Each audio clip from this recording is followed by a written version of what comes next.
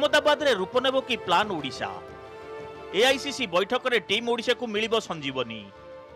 एकाठी होइचंती राज्यर 48 जन मंगुआल। फोकस रे संगठन नवकलेबर। बैठक को नहीं उत्साहित ओडिशा नेता। अहमदाबाद रे एआईसीसी रो महा अधिवेशन रे ओडिशा को गुरुत्व। तृणमूल स्तर रे संगठन को कराजिबो मजबूत। दल को तृतीय रु प्रथम स्थान को आनिबा को प्रस्तुत हेउची राजनैतिक खसड़ा। 2027 रे हेबाकु थिबा पंचायत और पौर निर्वाचन लगी कांग्रेस आरंभ करिछि प्रस्तुति।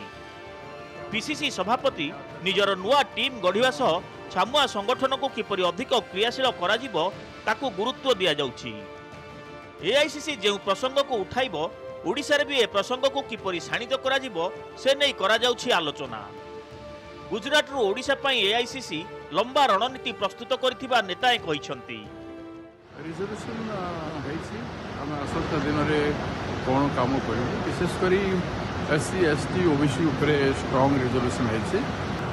बहुत स्ट्रांग निष्पत्ति गुडा को निया जायछि आ एथिरे पार्टी ऑर्गेनाइजेशन ऊपर मध्ये आरंभ हेछि। दल केमती समर्पण सहित मेन थीम थिला न्यायपथ। ए अधिवेशन रो मुख्य थीम थिला न्यायपथ।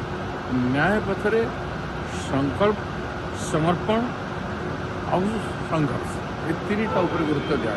भारत वर्ष रे 2029 रे केवल भाव में कांग्रेस दल क्षमता को आसब। राहुल गांधी जी भारत वर्षर प्रधानमंत्री हेबे।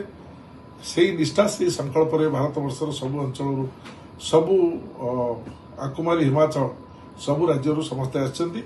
आम मैंने ओडिशा आसचु। सबु वरिष्ठ नेता युवा नेता माने विधायक माने समस्ते जो माने एआईसीसी सदस्य समस्ते आछंती। कांग्रेस को मजबूत करने पाई हमको समस्त को उत्साह प्रदान करिवो।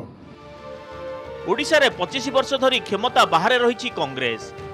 दलर भोट हार 33% रु 13% को खसीछि। एपरी स्थिति रे भक्त दास पीसीसी सभापति हेबा परे कांग्रेस नेता और कर्मी उत्साहित अछंती। 2014 निर्वाचन परठारु कांग्रेस ओडिशा रे तृतीय स्थान रे रहिछि। तेणु 2029 पई एबेठारु राज्य कांग्रेस को फोकस रे रखिछि एआईसीसी। जहाकु नै बेस उत्साहित अछि हाथ शिविर। राजनीतिक समीक्षकों जुक्ति हेउछि ओडिशा कांग्रेस को एआईसीसी फोकस करिबा दल पई शुभ संकेत। तेबे पीसीसी सभापति केबे नुआ टीम गठन करिवे और काहाकू टीम रे नेबे ताकू नै मध्य चलिछि मानस मंथन। स्ट्रेटेजी तैयारी हबो आगामी गोटे वर्ष पई कांग्रेस रो कोन आगामी कार्यपंथा रहिबो से स्ट्रेटेजी बनबो। ओडिशा मध्ये प्राय 48 जन सदस्य जाइछन्ति भक्तदास का नेतृत्व में। 2 मास हेलानी भक्तदास एटी संगठन संभाळिलेनी किंतु वर्तमान सुधा से तांकर नुआ टीम तैयारी करनांती।